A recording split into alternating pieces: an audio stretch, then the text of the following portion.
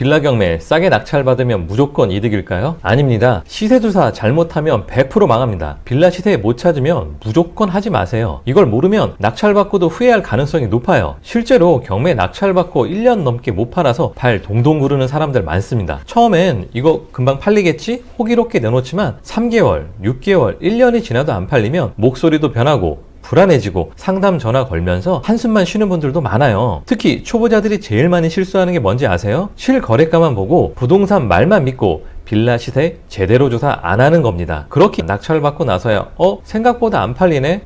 전세가 이 가격이 아니었네? 하면서 후회하는 거죠. 그래서 오늘 영상에서 딱 5분 만에 빌라 시세를 조사할 수 있는 실전 방법을 알려드리겠습니다. 이 방법대로 하면 초보자도 쉽게 이 빌라가 낙찰받을 가치가 있는지 그리고 얼마까지 써야 하는지 정확히 알 수 있어요. 자, 그럼 바로 시작해 볼까요?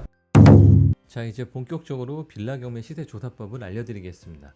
빌라 시세 조사의 중요성이 있는데요. 경매 입찰 전 시세 파악은 무조건 해야 됩니다. 그래야만 합리적인 입찰가를 결정할 수 있고 투자 위험이 최소화될 수 있거든요. 정확한 시세 파악을 하게 되면 나의 투자 성공률은 올라가게 되고 임대를 줄지 단기 매도를 할지에 대한 결정도 빠르게 할 수 있습니다. 빌라 시세 조사가 어려운 이유가 있는데요. 첫 번째로 개별성이 너무 많습니다. 바로 옆 건물 나란히 붙어있는 빌라를 할지라도 차이가 날 수 있는데요. 위치가 평지인지 언덕인지, 해는 잘 들어오는지, 뷰가 막혀 있는지, 엘리베이터가 있는지, 주차가 잘 되는지, 지어진 연식 차이, 향, 실제 면적, 가격, 내부 구조, 건물 관리 상태, 건물의 하자 등 여러 부분들이 빌라별로 차이가 많습니다. 이 두 번째로는 정보 파악이 어려운 건데요.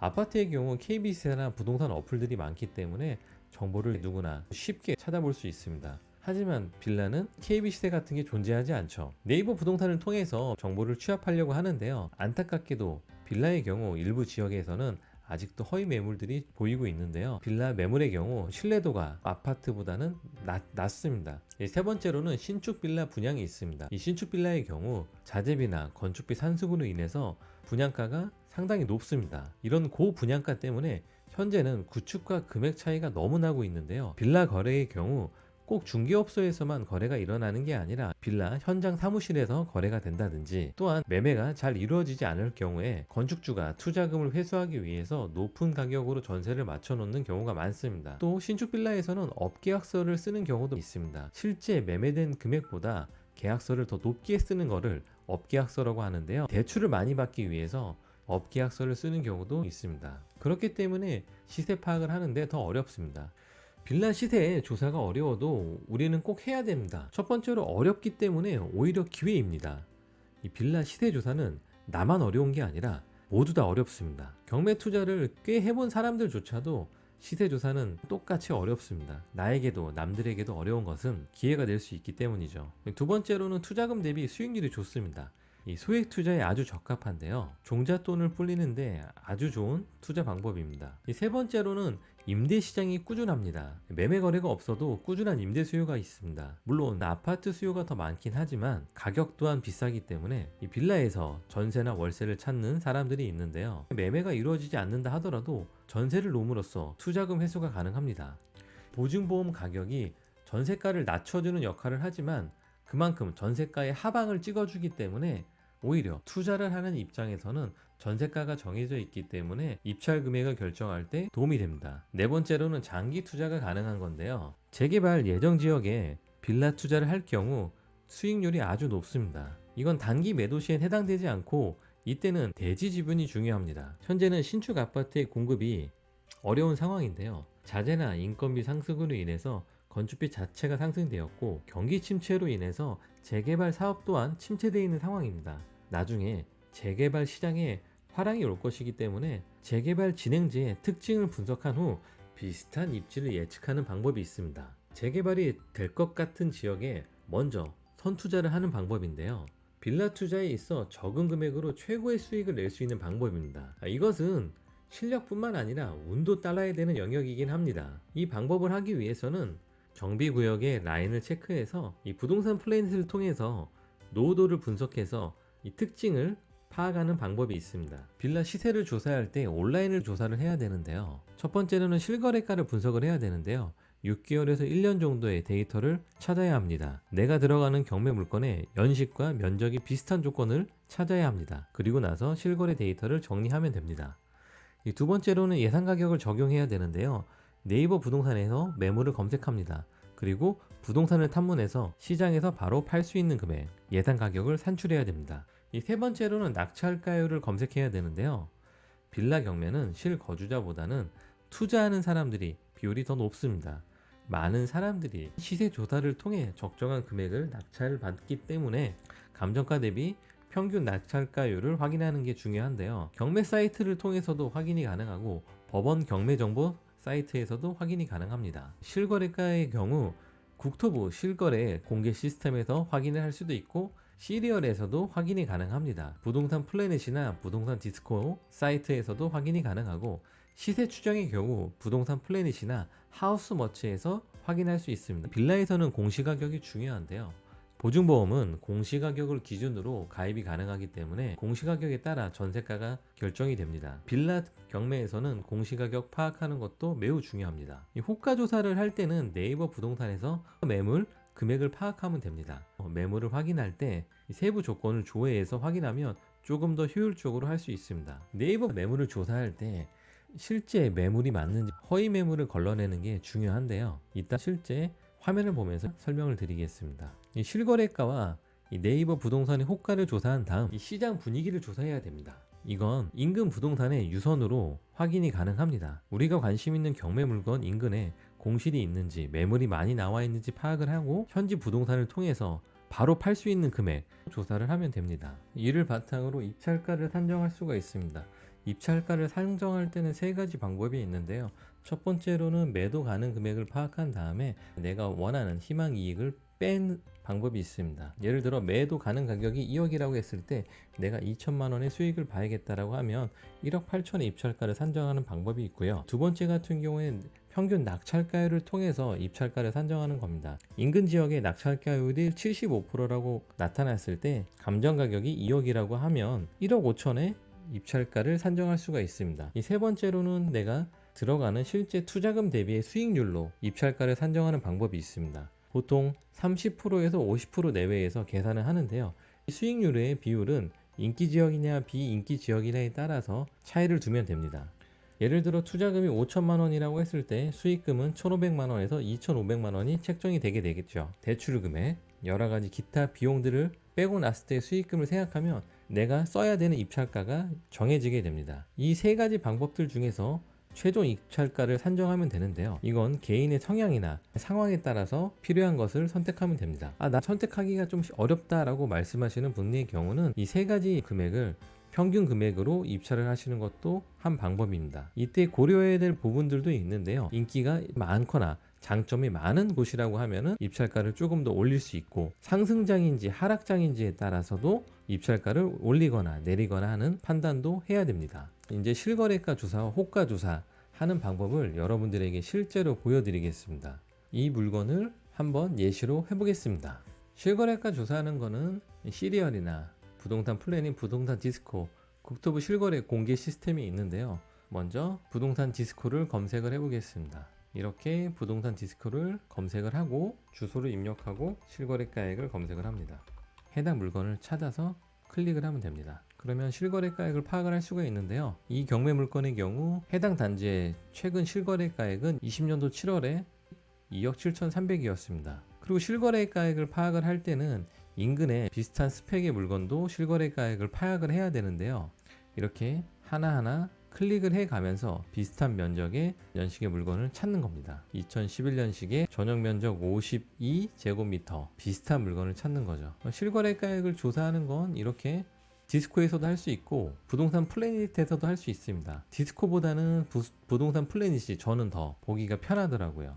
어떤 사이트를 이용할지는 각자 편한 걸로 하시면 됩니다. 이렇게 실거래가액 뿐만 아니라 전월세 실거래가액도 파악이 가능하고요. 해당 물건의 경우 전월세 실거래 기록도 2020년도 4월달이 마지막이네요. 대부분의 분들이 오래 거주하고 있다는 걸 알 수가 있습니다. 그만큼 거주자분들의 만족도가 높다는 얘기일 수 있습니다. 실거래가액은 파악할 때 해당 빌라 물건의 실거래가액만 파악하면 안 됩니다. 정확한 시세를 파악하기 위해선 인근에 비슷한 연식의 비슷한 면적의 실거래가액도 파악을 하는 게 굉장히 중요합니다. 근데 이렇게 하나하나 다 클릭을 하다 보면 굉장히 번거롭고 귀찮죠. 빠르게 하는 방법이 있습니다. 이럴 때 국토교토부 실거래 공개 시스템을 들어가면 되는데요. 클릭을 하고 이런 화면이 나타나게 됩니다. 빌라는 연립 다세대이기 때문에 여기를 클릭을 하고 빠르게 실거래가 데이터를 모을 수 있습니다. 바로 자료 제공으로 들어가서요. 똑같이 연립 다세대로 체크를 하고 주소를 넣습니다. 이렇게 클릭을 해서 면적은 60제곱미터 이하로 엑셀을 다운받으면 이런 화면이 나타나게 됩니다. 화곡동에서 1년간의 실거래가 자료를 볼 수가 있는데요. 굉장히 많죠. 간단하게 정리를 해보겠습니다. 필터를 걸어서 몇 가지를 생략을 해줍니다. 직거래는 생략하고요. 그리고 건축 연도는 2011년식이었으니까 2011년을 기준으로 플러스 마이너스 3년씩 하겠습니다. 번지수도 인근에 맞춰서 체크를 합니다. 그런 다음에 이제 면적도 비슷한 면적대로 정리를 하면 이렇게 확인을 할 수가 있습니다. 이때 전용 면적당 평당가를 확인을 하면 됩니다. 비슷한 번지수에 비슷한 전용 면적에 비슷한 연식의 빌라들을 추려서 실거래가액을 바탕으로 평당가 평균액을 확인을 합니다. 평당가가 1,483만원입니다. 그리고 나서 이 내용들을 옮겨 적으면 되는데요. 아까 평당가가 1,483만원이 나왔죠. 그랬을 때 실거래가 평균액으로 시세를 산정하게 되면 2억 3,740만원이 나오게 됩니다. 이렇게 실거래가 평균액을 기준으로 물건의 시세를 예측해 볼 수 있는데요. 이렇게 실거래가액을 기준으로 빌라 시세를 예측할 수 있습니다. 적어주면서 이렇게 옮겨주면 됩니다. 그리고 공시가액을 확인하는 방법은 부동산 공시가격 알림이를 통해서 확인을 하면 됩니다. 그래서 이렇게 주소를 입력해서 해당 호수를 입력을 하게 되면 공시가격을 확인할 수 있습니다. 공시가격도 파악을 했고 보증보험 가입 금액이 전세가로 설정이 되기 때문에 전세가격은 2억 2,680만원이 가능하고 예상 매도가는 바로 팔릴 수 있는 금액을 조사하는 건데요. 아무리 싸게 팔려도 전세가 정도는 받을 수 있겠죠. 이 전세가라는 건 실제 사용 가치를 나타냅니다. 매매가는 전세가보다는 당연히 높을 수밖에 없는데요. 최저 기준 금액으로 잡았을 때 2억 3천으로 설정을 한번 해보겠습니다. 그러면 아까 제가 설명을 드렸던 입찰가액을 산정하는 방법을 확인할 수 있겠죠. 이 첫 번째로 매도 가능 금액에서 희망이익금을 뺐을 때 희망이익금을 2천만 원으로 생각을 한다 하면 2억 1천만 원의 입찰가를 뽑아낼 수 있습니다. 두 번째로 평균 낙찰가율을 확인을 해야 되는데요. 화곡동 물건의 경우 평균 낙찰가율이 77%입니다. 이 77%를 확인하기 위해서는 법원 경매 정보를 들어가시면 되는데요. 이 법원 경매 정보에서 사건 번호를 입력하고 보게 되면 이 하단에 임금 매각 통계를 확인할 수 있습니다. 이 숫자를 가지고 계산을 하는 겁니다. 그랬을 때 감정가에서 평균 낙찰가율 77%를 계산했을 때 2억 559만 원이 나타나게 됩니다. 이 마지막으로 투자금 대비 수익률로 계산했을 때 입찰가가 1억 9,500만 원이 나타났는데요. 투자 수익률을 30%로 계산했을 때 1억 9,500만 원이 나타났습니다. 30%의 수익금이 나타나기 위해선 예상 매도가가 2억 3천일 때를 계산을 해보겠습니다. 그러면 순이익률 30%가 나타나기 위해서 매도 가격은 2억 3천으로 결정했을 때 2억으로 입찰을 들어가게 되면 수익률이 21%가 나타나고 1억 9,500에 입찰을 했을 때 순이익률이 30%가 나타나게 됩니다. 실투자금이 5,566만 원이 들어갔을 때 순이익금이 1,684만 원이 나타난다는 건데요. 이때 수익률이 30%를 달성하게 됩니다. 이렇게 수익률을 통한 계산법이 세 번째 방법이었습니다. 본인의 성향에 맞춰서 1번 매도 가능 금액의 희망이익 금액으로 단순하게 계산을 하거나 감정가액의 낙찰가율로 계산하거나 투자 수익률을 통해서 계산을 하거나 세 가지 방법 중에 하나를 선택해도 되고 나는 조금 더 꼼꼼하게 계산을 해보고 싶다 하면 이 세 가지 금액의 평균 금액 2억 353만 원으로 입찰을 해도 됩니다.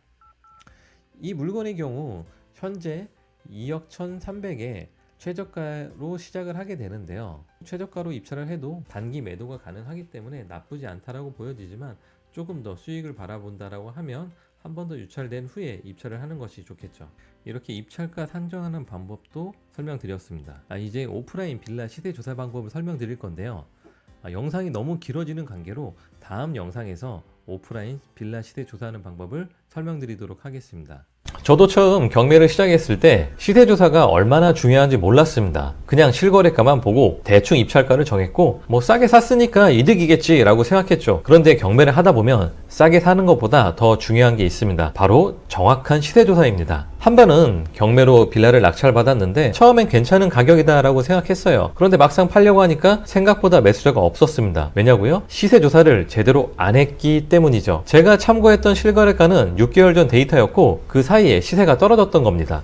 게다가 비슷한 매물들이 더 저렴하게 나오면서 제 물건은 경쟁력을 잃어버렸죠. 이때부터 깨달았습니다. 경매는 싸게 사는 것이 아니라 제대로 사는 것이 더 중요하다는 것을요. 그 이후로 철저하게 시세 조사를 합니다. 단순히 실거래가만 보는 게 아니라 현재 나와 있는 매물 가격, 매수의 수요, 전세 시세, 다른 매물까지 다 확인하고 입찰을 합니다. 그 결과 확실히 낙찰 후에 바로 매도하거나 안정적인 임대 수익을 낼 수 있었습니다. 이건 운이 아닙니다. 준비된 사람만이 안정적인 수익을 낼 수 있습니다. 그래서 여러분도 오늘 알려드리는 방법을 꼭 활용하셔야 합니다. 이 방법을 모르면 낙찰받고도 후회할 수밖에 없어요. 그러니까 이 영상 끝까지 보시고 실제로 따라해보세요. 자, 오늘 영상에서는 빌라 경매할 때 절대 호갱되지 않기 위해 5분 만에 시세 조사하는 법을 알려드렸습니다. 이제 여러분도 실거래가만 맹신하지 않고 부동산에서 말하는 가격만 듣지 않고 정확한 시세를 조사해서 낙찰 후 후회 없는 선택을 하실 수 있을 겁니다. 경매 어렵다고 느껴질 수 있어요. 저도 처음엔 그랬습니다.